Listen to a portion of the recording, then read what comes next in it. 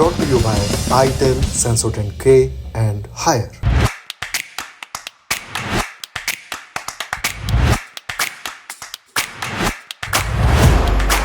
बात शुरू करते हैं झारखंड से। यहां आज प्रवर्तन निदेशालय यानी ईडी की टीम ने छापेमारी शुरू की। पश्चिम बंगाल के अलावा झारखंड वो दूसरा राज्य है जहां ईडी के अधिकारी आज काम करते हुए दिख रहे थे। छापेमारी में रांची के बरियातू रोड पर मौजूद एक होटल और एक रिजॉर्ट के पास से ईडी अधिकारियों और उनको सपोर्ट देने पहुंचे सीआरपीएफ के अधिकारियों के विजुअल भी सामने आए। लेकिन ईडी के अधिकारी किस केस के सिलसिले में जांच करने पहुंचे थे, छापा मारने पहुंचे थे?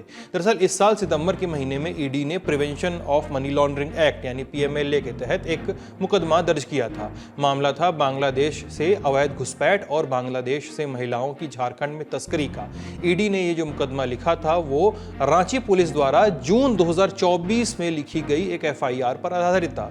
इस एफआईआर में बांग्लादेश से गैर कानूनी तर्ज पर आई एक महिला की मूल शिकायत शामिल थी। मूल शिकायत में 6 और महिलाओं को नामजद किया गया था।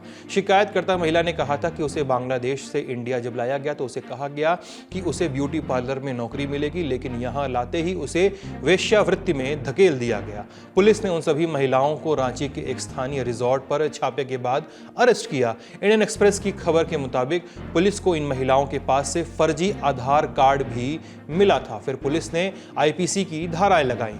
420 धोखाधड़ी, 467 सुरक्षा के साथ खिलवाड़ करना, 468 धोखाधड़ी के लिए फर्जीवाड़ा करना और 471 फर्जी दस्तावेज को असली की तरह यूज करना। पासपोर्ट एक्ट का सेक्शन 12 भी लगाया गया जो पासपोर्ट हासिल करने के लिए गलत जानकारी देने पर लगता है, और फॉरेनर्स एक्ट का सेक्शन 14A यानी प्रतिबंधित एरिया में एंट्री करना। और इसी एफआईआर को ईडी ने सितंबर में टेक ओवर किया और जांच शुरू कर दी। हमने पत्रकारों से समझा कि ये पूरा केस असल में है क्या। आज ईडी ने झारखंड के लगभग 17 जगहों पर छापेमारी की है।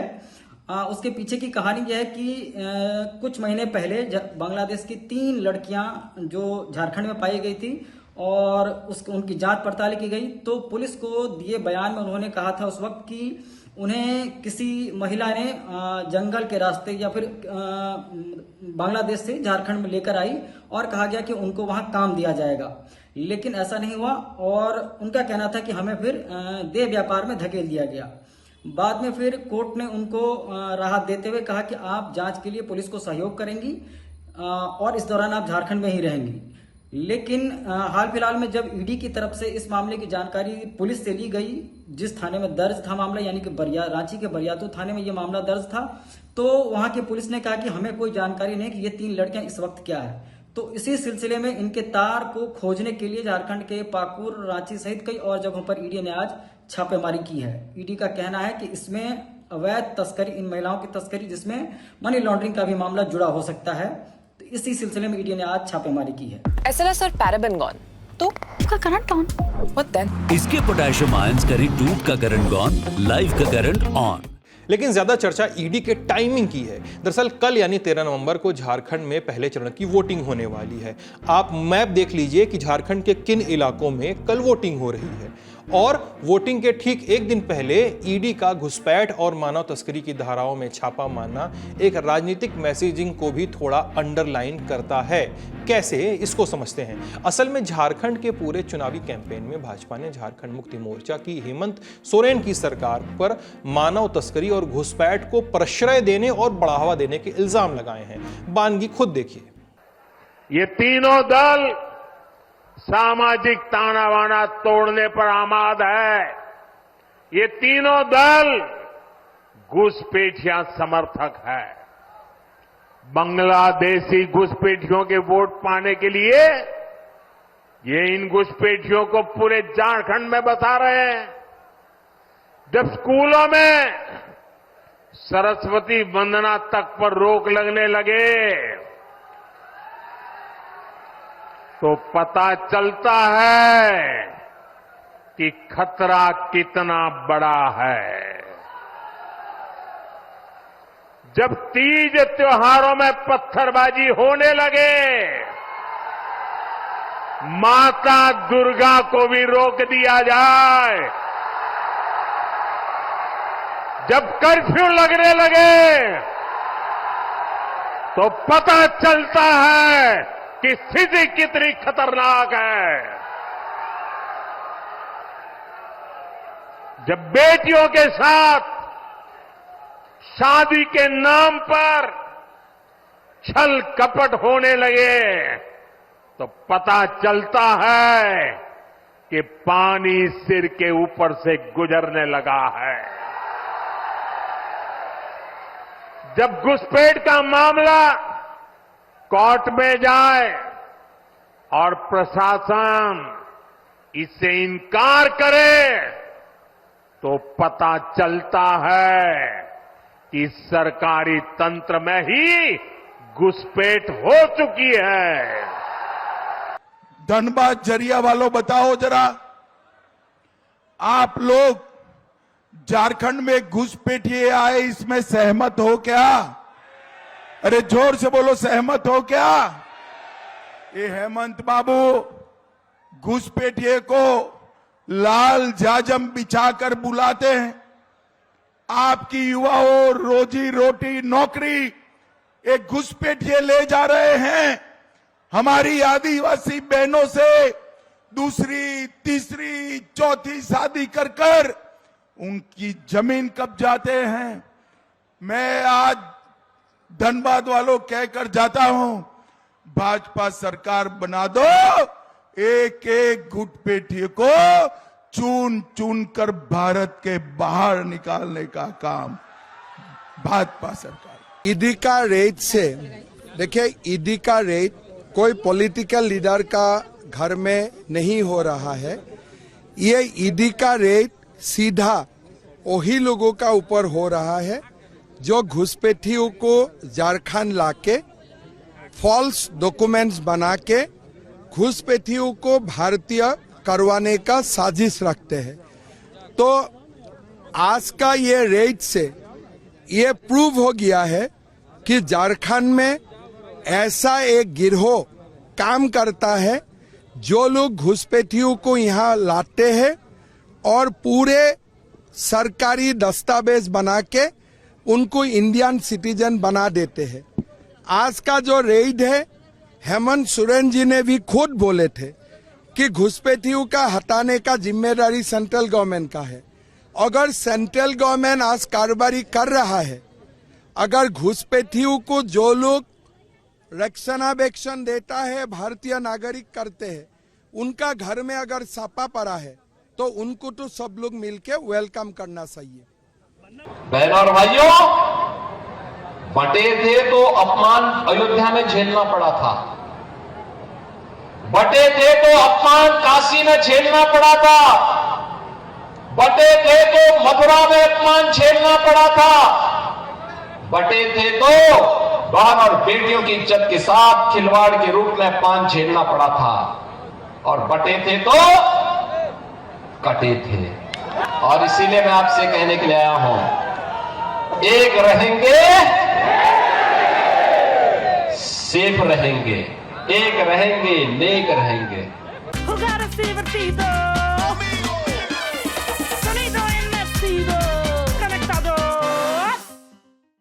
ध्यान दें कि भाजपा झारखंड के दो इलाकों को हमेशा टारगेट करती रही है। एक है संथाल परगना और दूसरा है कोल्हान का इलाका। झारखंड के ये दोनों ही इलाके आदिवासी बहुल हैं। गृह मंत्री अमित शाह ने बीते दिनों एक रैली में कहा भी था कि वो आदिवासियों का हक नहीं मरने देंगे। वो किस हक के मारे जाने की बात कर रहे हैं? दरअसल चुनाव प्रचार के समय भाजपा नेताओं ने इस आशय की बात एकाधिक बार कही है कि घुसपैठिए आदिवासियों की जमीन पर अवैध कब्जा कर रहे हैं। वो कहते हैं कि अगर सूबे में भाजपा की सरकार बनती है तो इन तमाम चीजों पर प्रतिबंध लगाए जाएंगे। गोया बांग्लादेश से लोग घुसपैठ कर रहे हैं और आदिवासियों की जमीन पर कब्जा कर रहे हैं और आदिवासियों के हक मारे जा रहे हैं। ऐसे नोशन की बातें कही जा रही हैं। अब ये तो भाजपा की चुनावी लाइन हो गई। इसमें सच्चाई कितनी है, इसका आइडिया कुछ कागजों से मिलता है। साल 2022 में सुप्रीम कोर्ट में झारखंड में घुसपैठ को लेकर एक सुनवाई चल रही थी। इस मुकदमे में जब केंद्र सरकार से जवाब तलब किया गया तो केंद्र ने कोर्ट में हलफनामा दायर किया। बीबीसी की खबर के मुताबिक केंद्र सरकार ने कहा था कि झारखंड राज्य सहित देश में रहने वाले ऐसे अवैध प्रवासियों की संख्या के बारे में सटीक आंकड़े उपलब्ध नहीं हैं। मौजूदा भूमि कानूनों में खामियों का दुरुपयोग करने के मामले सामने आए हैं, जैसे कि मुसलमानों द्वारा क्षेत्र में भूमि अधिग्रहण करने के लिए दान पत्र यानी उपहार के हलफनामे नामे के माध्यम से आदिवासी भूमि को गैर आदिवासियों को हस्तांतरित करना। हालांकि इनमें से किसी भी भूमि संबंधी मामले में बांग्लादेशी प्रवासियों से संबंध स्थापित नहीं हो पाए हैं। ये तो केंद्र ने कोर्ट में कहा था। बाहर क्या हो रहा था? बाहर राष्ट्रीय अनुसूचित जनजाति आयोग की सदस्य और भाजपा नेता आशा लकड़ा ने एक रिपोर्ट पेश की जिसमें कुछ अलग किस्म के दावे सामने आए थे। रिपोर्ट में कहा गया कि बीते लगभग 7 दशकों में झारखंड के संथाल परगना में जनसंख्या में हुए बदलाव का कारण कथित तौर पर बांग्लादेशी घुसपैठ है। इसी रिपोर्ट में साहिबगंज जिले की 9 पंचायतों का उदाहरण देते हुए बांग्लादेशी घुसपैठ को राष्ट्रीय सुरक्षा के लिए खतरा बताया गया। अब ये तो केंद्र सरकार और भाजपा का वर्जन है। इस फ्रंट पर राज्य सरकार का क्या रुख रहा है? राज्य सरकार राजनीतिक मंचों से घुसपैठ पर खुलकर बात नहीं करती दिखती है, लेकिन हाई कोर्ट में दायर अपने एक हलफनामे में राज्य सरकार ने कहा था कि घुसपैठ नहीं हो रही है। पत्रकार बताते हैं कि बावजूद तमाम दावों के राज्य की मशीनरी के लिए घुसपैठ और अधिग्रहण की शिकायतें चिंता का विषय बनी हुई हैं। हमने पत्रकारों से पूछा कि ये घुसपैठ और भू अधिग्रहण का मुद्दा कितना बड़ा है और ग्राउंड पर इसकी क्या स्टैंडिंग है। सुनिए हमें क्या जवाब मिले। झारखंड के संथाल परगना जिसके तहत 6 जिले आते हैं, जामताड़ा, गोड्डा, दुमका, पाकुड़, साहेबगंज और देवघर।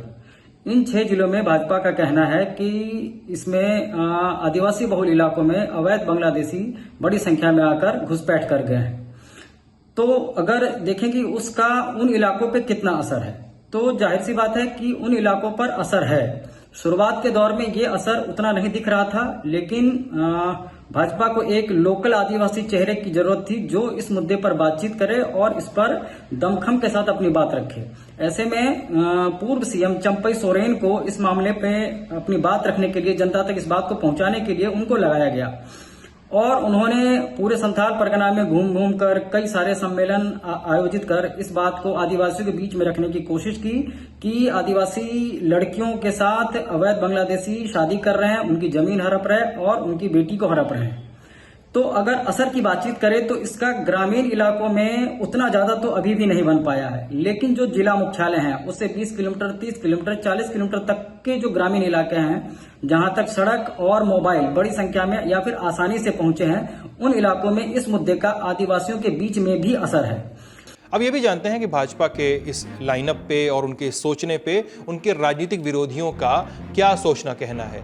शायर, कांग्रेस नेता और राज्यसभा सांसद इमरान प्रताप गढ़ी को सुनते हैं, जो एक जनसभा में भारत का नक्शा लेकर पहुंचे और भाजपा पर हमला किया। दिखा देना हेमंत विश्व शर्मा को, दिखा देना अमित शाह जी को, ये भारत का नक्शा है। इस नक्शे में झारखंड जहां है, मैं उसको और क्लेरिफाई करते हुए ये नक्शा भी दिखा रहा हूं। इसमें झारखंड जहां है, मुझे अमित शाह या फिर नरेंद्र मोदी जी या फिर हेमंत विश्व शर्मा बताएं कि कौन सी सीमा है झारखंड की जो जाकर के किसी और देश से जुड़ती है। मूर्ख बनाना बंद करो झारखंड के लोगों को। ये मेरे पास भारत का नक्शा है और हमारे गृह मंत्रालय का आधिकारिक बयान है भाजपा वालों कि अगर 10 साल से तो सेंटर में तुम्हारी सरकार है, 10.5 साल से बॉर्डर की सिक्योरिटी की जिम्मेदारी किसकी होती है? गृह मंत्रालय की। कोई घुसपैठ कैसे कर गया तो सबसे बड़ी कमी तो भाजपा की है। वहीं झारखंड मुक्ति मोर्चा और कांग्रेस के अन्य नेताओं के भी बयान और काउंटर सामने आए। ठीक इलेक्शन के पहले आप इस तरह की कवायद करते हैं, सिर्फ एक नैरेटिव सेट करने का प्रयास करते हैं। अभी तक के जो भी कवायद केंद्रीय एजेंसियों ने किया है, कहीं कोई न जब्ती है, न कुछ मिला, न कुछ स्टैब्लिश कर पाए ये लोग। लेकिन केंद्र सरकार का दबाव और उस दबाव के आगे झुकना पड़ता है केंद्रीय एजेंसियों को, और इस तरह के कारनामे देखने को मिलते हैं। क्यों इतना परेशान, क्यों इतना हताश, क्यों इतना निराश, क्यों इतनी डरी हुई है भाजपा, समझ से परे है। लेकिन भाजपा से उलट कांग्रेस और झामुमो क्या मुद्दे लेकर ग्राउंड पर आए हैं। 11 नवंबर को झारखंड मुक्ति मोर्चा ने अपना घोषणा पत्र जारी किया। प्रमुख बातें जानिए। राज्य सरकार की नौकरियों में महिलाओं को 33% आरक्षण, क्रेडिट गारंटी योजना के तहत एमएसएमई उद्यमियों को 5 करोड़ रुपए तक का ऋण, छोटे और मध्यम स्तर के व्यापारियों के ऋण माफ किए जाएंगे। मया योजना के तहत महिलाओं को हर महीने 2,500 रुपए का भत्ता, बुजुर्गों और विकलांगों के लिए हर महीने 2,500 रुपए की पेंशन, 450 रुपए में एलपीजी गैस सिलेंडर देने का वादा।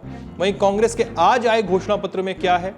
सरना आदिवासी धर्म कोड को लागू करवाया जाएगा। अनुसूचित जनजातियों को 28%, अनुसूचित जातियों को 12% और अन्य पिछड़े वर्ग को 27% आरक्षण देने, साथ ही अल्पसंख्यक समाज के हितों के संरक्षण की बात भी मैनिफेस्टो में कही गई। पिछड़ा वर्ग कल्याण मंत्रालय का गठन किया जाएगा, ऐसे भी दावे सामने आए। और झारखंड के 10 लाख युवक युवतियों को नौकरी एवं रोजगार उपलब्ध कराया जाएगा। 15 लाख रुपए तक पारिवारिक स्वास्थ्य बीमा दिया जाएगा। किसानों के लिए धान के एमएसपी को 2400 रुपए से बढ़ाकर 3200 रुपए किया जाएगा। गरीब परिवारों को फ्री बिजली 200 यूनिट से बढ़ाकर 250 यूनिट प्रतिमाह किया जाएगा। यानी अब ध्यान देंगे तो कांग्रेस गरीब परिवारों को मिलने वाले डायरेक्ट बेनिफिट, नौकरी आरक्षण और सुविधाओं पर बैक कर रही है। भाजपा ने अपने मैनिफेस्टो में भी, जो कुछ दिनों पहले हमने ललन टॉप शो में शेयर किया था आपसे, वहां पर भी ऐसी बातें कही हैं। आपको लिंक डिस्क्रिप्शन में मिल जाएगा। लेकिन जो लेवल प्लेइंग फील्ड है, जो प्लेइंग फील्ड की जो सबसे बड़ी और ख़ास बात है, वो है घुसपैठ और भूमि अधिग्रहण का मुद्दा। और कल ही है वोटिंग, जिस पर हमारी नज़र बनी रहेगी।